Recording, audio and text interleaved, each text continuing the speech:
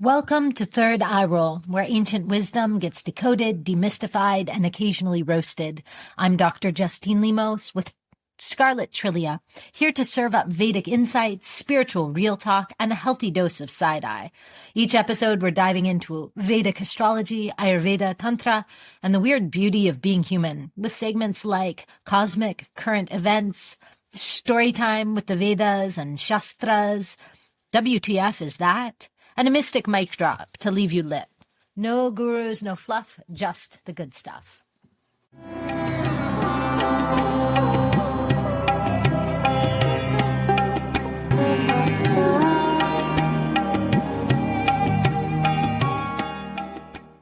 Welcome back to Third Eye Roll. I'm Dr. Justine Limos. I'm here with Scarlett Trilia, and we're here to take you on a wonderful wild ride throughout the skies and our own physical bodies as we dive into today's transits, what's happening right now in the sky and what's happening right now on the ground.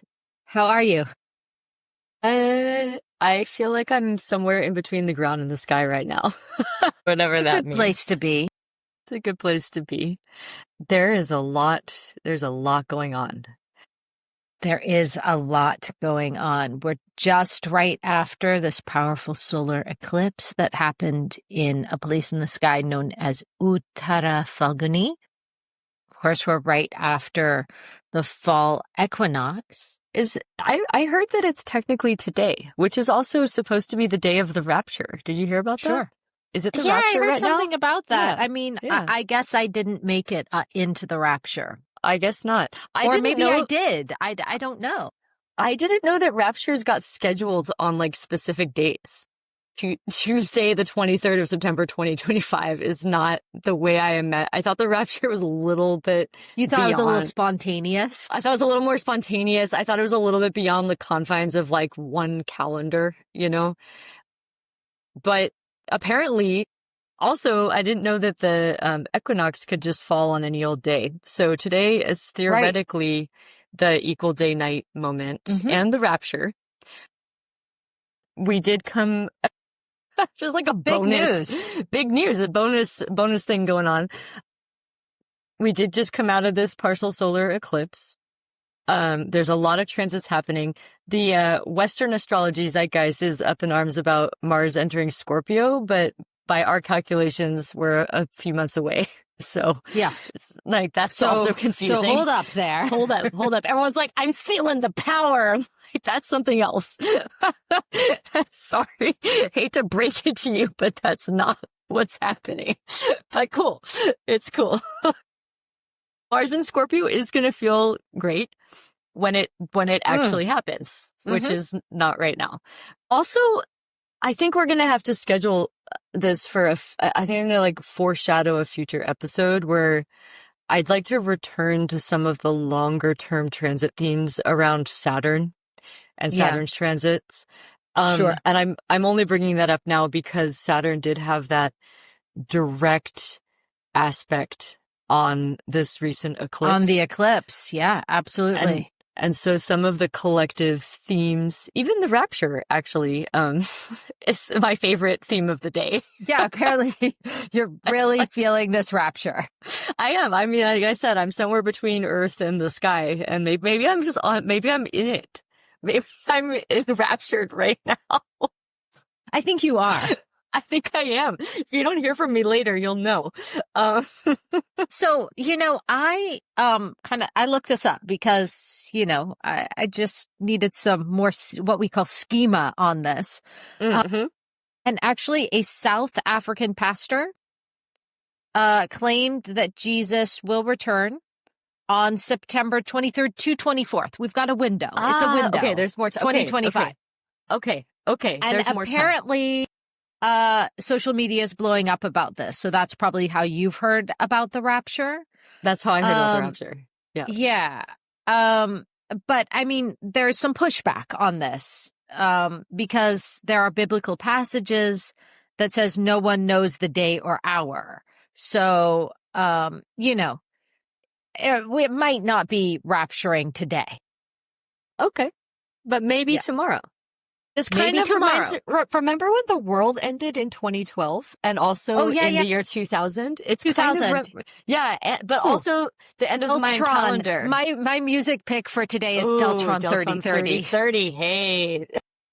That's a great choice. It's so good, especially, Navaratri and fall equinox and this eclipse and possibly the rapture. And it's really interesting. I was reading this beautiful verse in the Vijñāna Bhairava Tantra, which is a text from the Tantric period in India. And there's a line in it that said, the threshold is already the entrance. You're already in. If you're at the threshold, you're already in, just as heat is not separate from the fire. They're one thing. Once you are standing at that liminal gateway, that threshold, that betwixt and between, you are already in it. Oh, I like that. Isn't that beautiful? Yeah. Side note, my music pick, I think, is going to be Rapture by Blondie. Oh, good one. We've got a little Deltron 3030. We've got a little Blondie. Yeah, we got a little Blondie. Yeah. And, I think we just, before we even know what we're talking about, we don't even know what we're talking about. We're already but we got the fashion and music and movie picks. Remember in the 90s, there was that cult of people who all literally drank Kool-Aid and then raptured, ascended themselves via suicide. Jim Jones? Didn't they all wore white Nikes? Jim Jones. Was that Jim Jones? I believe it was Jim Jones. Well, I mean, that's one, but that was in the 70s. Jim Jones was in the 90s. Yeah. Down in Texas or something. Yeah. I think white, I almost bought a pair of white on white Air Maxes, but they were too big at the thrift store. But I think that's my fashion pick. It's the white on white sneakers. For no particular reason. Sorry. I like how you're intensely researching the rapture during our podcast. Okay, so of course I am. It's kind of a big one. It's definitely a mythical. It's kind of mythical. Okay, so let's make a little agenda. First of all, maybe this is a disclaimer or just a statement of fact. If you have people in your life, perhaps we are they for you, who have tools and resources and abilities to connect beyond the mundane and the day-to-day and our earthly 3D reality. Just know that they are also humans who are also affected by all of the things that are going on. So I'm saying this because while we may have insights and some clarity, we are also very much in whatever is going on in a certain moment, which is to say that also, if your sleep has been affected by the eclipse season, so has mine. If you don't know what's going to happen to your life in 2026, guess what? Neither do I. Absolutely. And I think it's worth sharing that because we're living in a world that is full of spiritual leaders, both genuine and false. Yes, in some sense. Ooh, false prophets. False prophets is a theme that I think is actually really relevant to this moment, and maybe that goes back to this Saturn retrograde in Pisces aspecting upon the eclipse. Yeah. Speaking of which, one of the tarot readers on YouTube who popped up, if something comes to the very top of my feed when I first open the app, I'll always listen to it or watch it just because I think it's interesting what the algorithm thinks I'm supposed to know in a certain moment. And according to this person, something major is going to happen in the next 48 hours. So maybe she was also the rapture. Maybe the rapture. Yeah, that was yesterday. I wanna turn us toward this idea of threshold, this idea of the space betwixt and between, because of the equinox, because of the eclipse, because we are entering into Navaraatri, the 9 nights of the goddess. And that threshold place, that liminal space, is so potent as a moment, culturally and for humanity. And in part, this is the moment between the inhalation and the exhalation, the pause between the breaths. Mm-hmm. I was gonna say that. Yeah, this is the space of wonder and awe.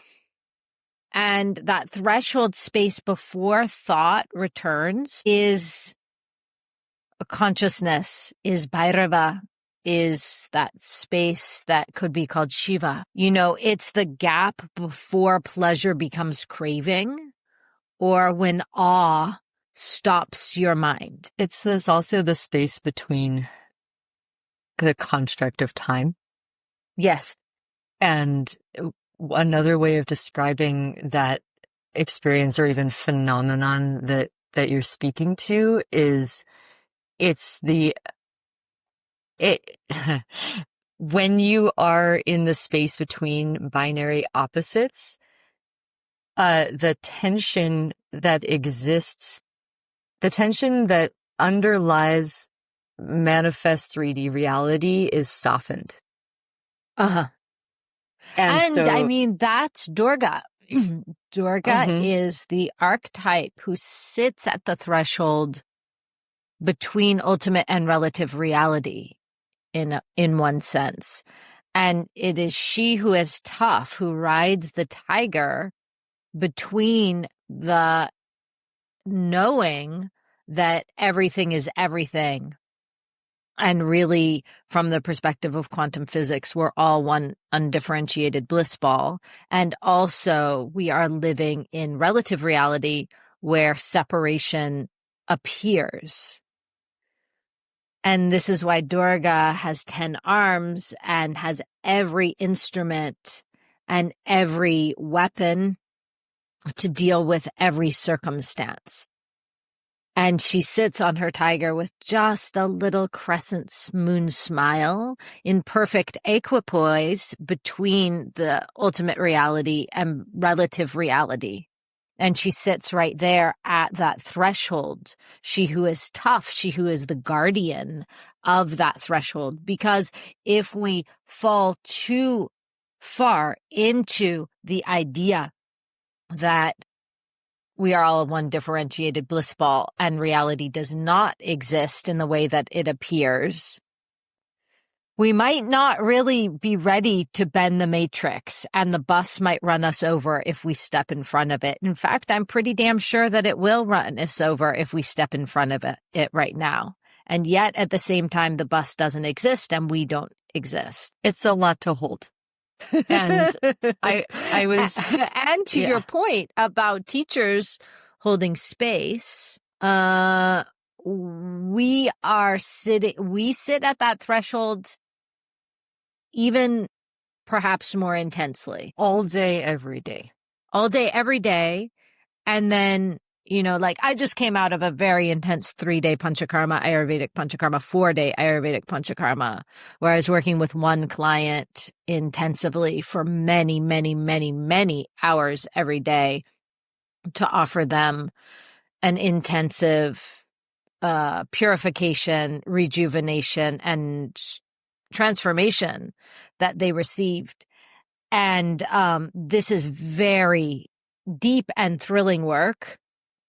Because we get to pull out all the stops and really dive deep into someone's reality and their tissues. I taught an equinox workshop this weekend. We spoke to a lot of these themes. So we talked about union of opposites, which is represented to us in the sky at the time of the equinox, where we literally encounter the moment of equal day and night, perfect balance of light and darkness. And having that coincide with a eclipse where, like we talked about, this 108 ratio, we mentioned this in a former podcast, makes the sun and, it aligns the sun and the moon and the earth in these shadows that overlay perfectly, right? Which is kind of another form of witnessing these balances between opposites. That's not the primary purpose or outcome of an eclipse, but the sun and the moon themes were kind of recurring in these different contexts over the last few days. And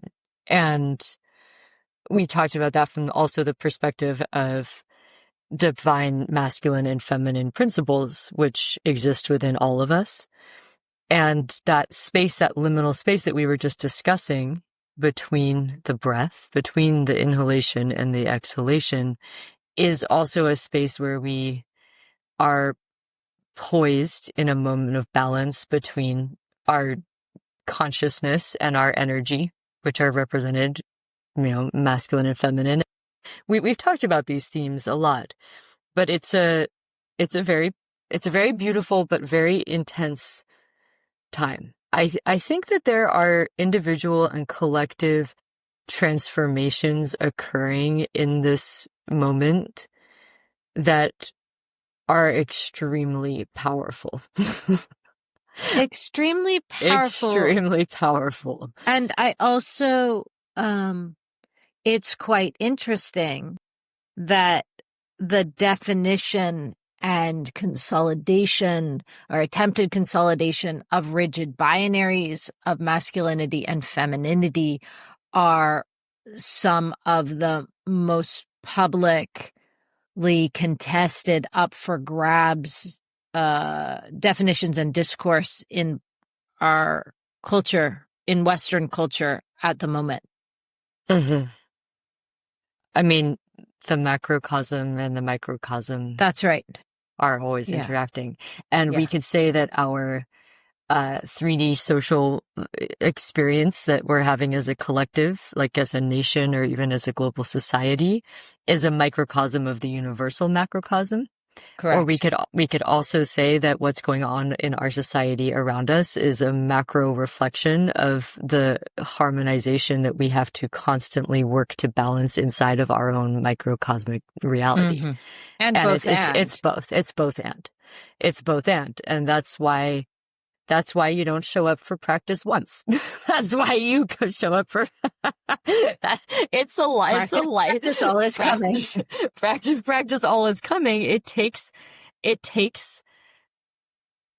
dedication and constant both repetition and evolution to remain on this path. It's a lifetime commitment. Which I hope is not a deterrent.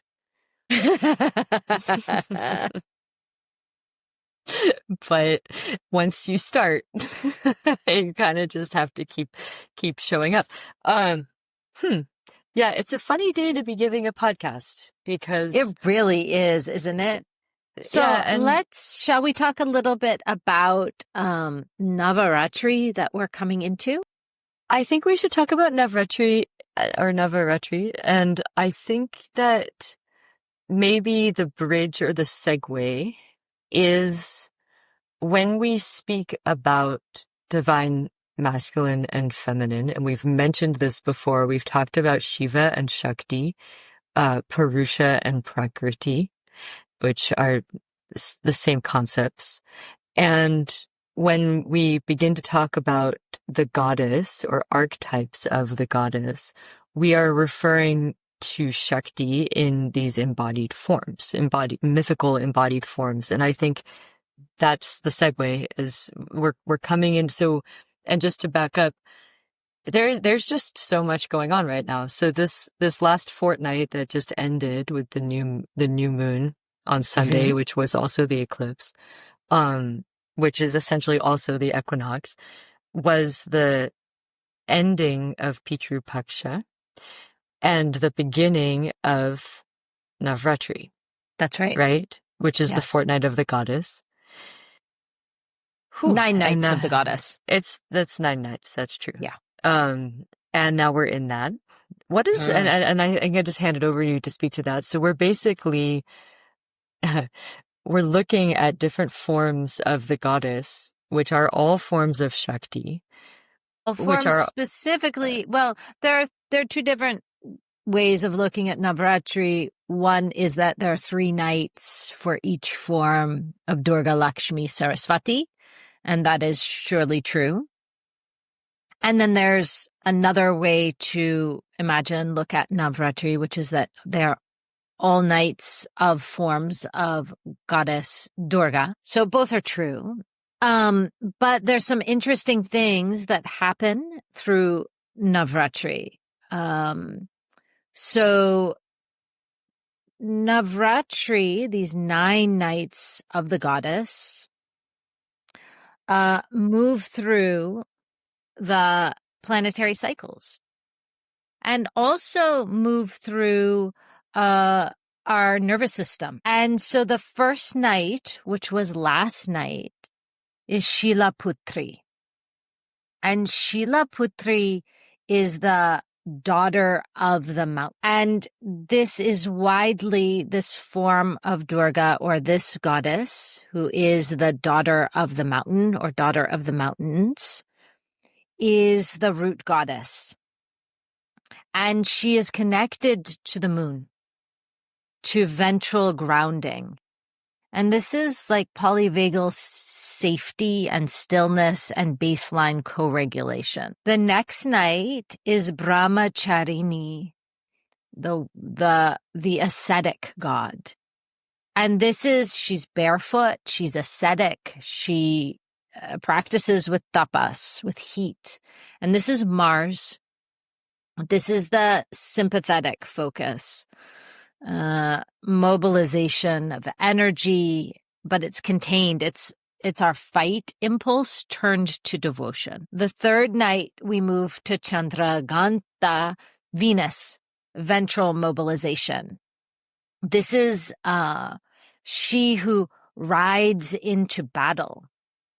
Because, see, all of these forms of Durga are overcoming the quote-unquote demon of our own ego self, of our own our own mistaken self-identification. And so this is anger used protectively, like a healthy fight without just flooding the nervous system, where we stand our boundary just very clearly and peacefully. Kushamanda is the cosmic egg mother, she who has radiant laughter. And this is the sun and its ventral expansion. This is like joyful ventral nervous system activation, like creativity bursting forth. Skandamata is the mother and teacher, and it's Mercury, interestingly. And this is social engagement, safe touch and voice and maternal attunement. Katyayani is the next night, and this is Jupiter, sympathetic assertion. And this is the one who slays the demon Mahasura, who is the buffalo-headed demon of our ego identification. And this is like boundary enforcement without collapse. Kalaratri is the 7th night, and she is the dark night. Kala, darkness, Ratri, night. She who is in terrifying form. This is freeze and dissolution. This is Saturn. It is sacred stillness. So it is when we come into dorsal vagal overwhelm, but we enter into it consciously, where we go into silence, we go into stillness. And actually, when we move into silence and stillness, especially when we first move into silence and stillness, this can be absolutely terrifying. Then we come to Mahagauri, the great one who is white. And this is Rahu, the white luminosity after the dark. Interesting. Because it's integration of the shadow. It is the luminosity after the dark.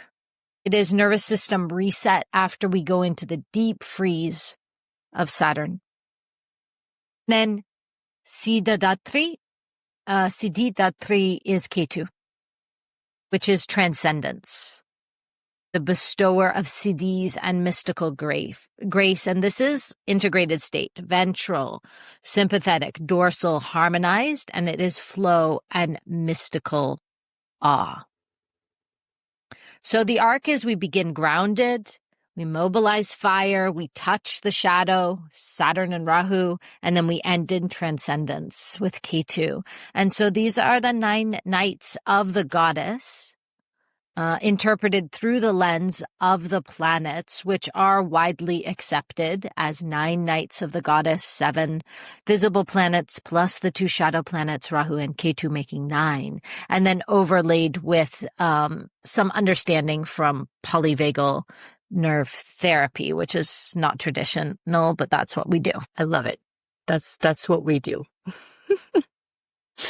I think it might bear mentioning that we also experience the evolution of the gunas through the 3 phases of the goddess as well. Absolutely. I don't know if we want to speak to that. We haven't actually given a lot of airtime to the gunas on this podcast. We have not.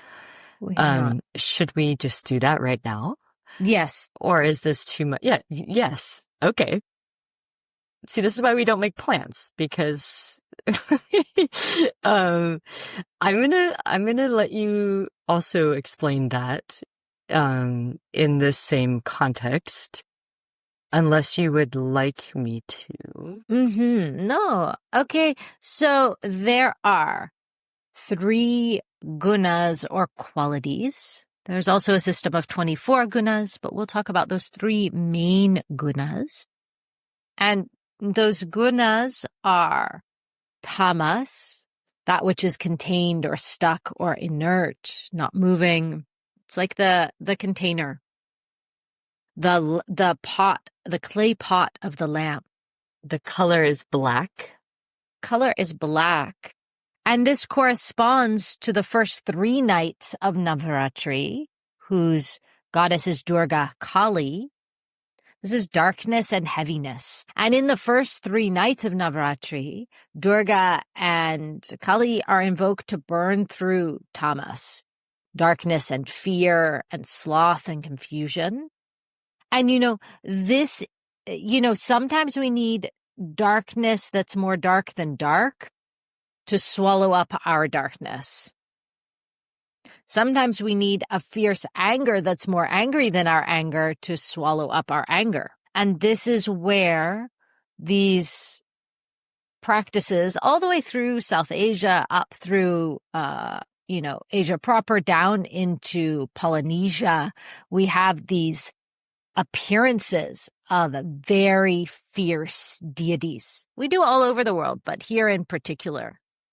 And it's very interesting because these fierce deities, like say Kali, any of the fierce deities in the Tibetan Buddhist pantheon. We talked about Rudra, like ancient forms of Shiva.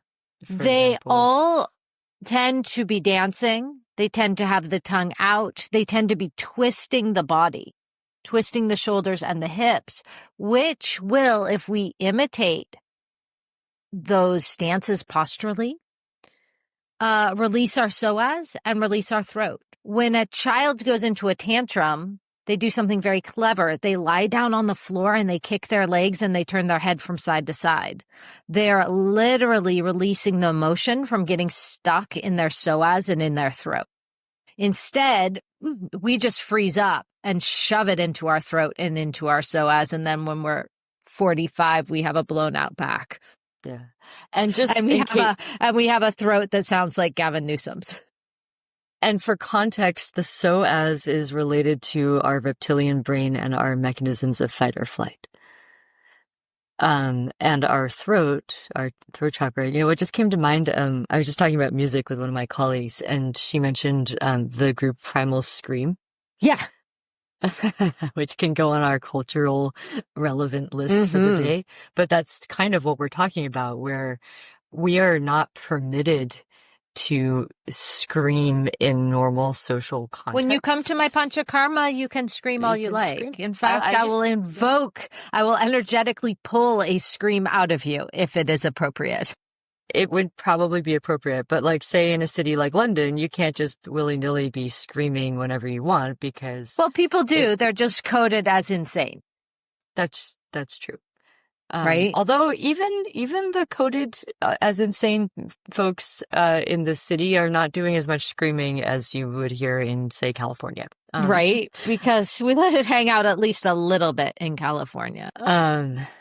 Wow, we are on a tear with this We podcast. really are. Like, how are we going to write up a description for this one? Because I want to I want to keep adding even more context, which is that we may have to have future podcasts that delve deeper into this concept of the gunas, and we can also tie it back. So the Vedic astrological charts that we reference frequently on this podcast are divided also into the 3 cycles of the gunas as we move through the sky. Yes. But it came up today in the context of Durga, tamas, Lakshmi, rajas, and which I haven't finished, so I need to go back to. So rajas is activity or desire or passion. If we're talking about a lamp with the clay pot, traditional deepam with the clay pot being tamas, the rajas is the flame. It is the fuel and the flame itself. And so the next 3 nights of Navarātri are dedicated to Lakshmi. And so this is energy and abundance after the tamas is cleared. And so this is the cycle of red, whereas the tamasic is the cycle of black. And then finally the light that shines out from that deepam, that candle. So a traditional candle is a clay pot filled with ghee and a wick that is burnt. The ghee is the fuel and sends out this light. And you can think about like Neolithic people. The night is dark. There is no electrification. If you have a lamp in the dark, this is a miracle.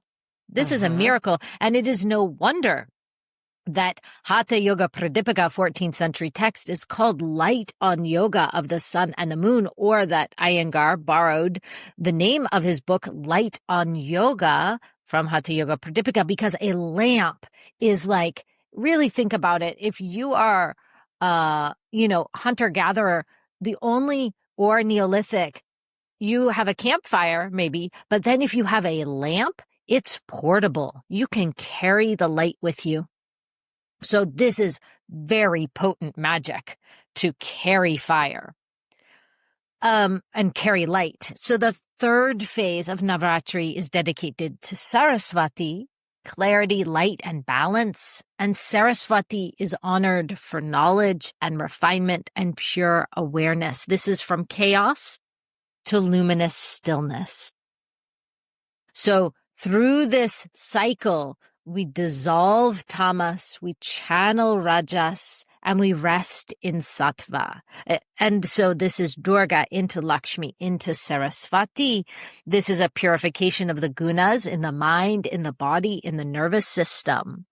And by the end, Devi, Mahashakti, that which is all of creation, that which is coded as feminine, rests into Bhairavi, that which is pure awareness, the consort of Bhairava, who is pure consciousness. Did I do it? You did it. I'm just thinking of, in case anyone hasn't caught on to this, or maybe you're new to the podcast, and if you are new, just pick up, it's like if you're new to the practice, just get in, hop on. Hop on the tiger. hop on in. You don't need to go back. You didn't miss anything. It'll come around. Just here we go. We're just going down this river together. This one that we just recorded is particularly nonlinear, and I'm fine with that. I'm fine with that too, because we are kind of in a liminal space. We are literally the threshold. We are in the threshold. Circling back to the threshold of music. Well, wait, hang on. 30-30. Fashion. Rapture. White sneakers for the Rapture. Weren't they in Waco, Texas? Waco, Texas. Yeah. Waco, Texas. Waco, Texas with the white Nikes. I don't know why I remember that so clearly from my childhood. No, it was a big deal. But we are literally in between. We are in transitional right now. And so it's like brackish water. Like it's neither the river nor the ocean. It's neither the summer nor the fall. It's neither the masculine nor the feminine. It's neither dark nor light. It's neither hot nor cold. It's neither anything, which is a beautiful state to be in. But it's because it's not tied to a binary identifiable thing. It's very hard to put your finger on what's going on because in our physical manifest reality, we tend to operate from very fixed states. And we're kind of being invited out of that or to exist between that in this moment, which is why this podcast is feeling probably a little weird. But okay, fashion, movie, music. What movie? It's gotta be a movie where they are in multiple dimensions. Harry Potter. Harry Potter. But you know what came through? Which is... Wait, The Matrix. No, we'll save that one. No, we're saving that one. We've used that one. No, what's weird is, and this is like not because of the actual movies themselves, but before sunrise and after sunset, because sunrises and sunsets are also liminal spaces. They are the pause between the day and the night. They are the pause between the inhalation and the exhalation, where fixed binary identities are in question, right? Yes. Like you're not day, you're not night, you're dusk, you're dawn, and like if you're not breathing Sanskrit, in, it's called sandhi, which is junction or thresholds. It's between inhale, exhale, between waking and sleeping, between sunrise and right at those points, between one thought dissolving and the next one arising. And this is this portal that's very alive with Shakti. Yeah. And in the coming months, just to bring it, we may sound like we're just on one tangent after another, but it does all connect. In the coming months, the many upcoming transits will pass through the nakshatra called Vishaka, which is the threshold that spans from Libra into Scorpio. So the moon will be there in just another day or two. And in the coming months, we will see the sun move through that space. We will see Mars move through that space, Venus, Mercury. Like half the sky will pass through the threshold as we move between summer and winter through the autumn, right? So just a thought. And, these Sandhi, whenever a planet is in the last 1 degree of a sign or the first 1 degree of the next, it's like this transitional moment where it's like they're standing in the door of the next room, the next house, the next placement, and they're not fully in or out. And this is this very important in between place where there's a portal. We need to have instability to create shift. We need to have instability to create shift. When we just did Panchakarma, we have to disturb the body a bit. We have to disturb the doshas. We have to provoke the body in order for there to be change. If we just leave everything as it is, everything stays the same. And when there is imbalance, disease, problems in society, in the body, we can just keep doing the same thing and get the same results and have whatever is festering grow and grow. Or there can be provocation to necessitate change. I think I have a feeling that that's going to resonate with some of our listeners. And maybe like we didn't think of a movie. Ooh, we didn't think of a movie. Unless we want to go with the before sunrise, after sunset theme, which is kind of divine masculine and feminine. I like I'm just that. Saying. Yeah, I like I'm just that. Saying. It is. Yeah. Yeah. Yeah.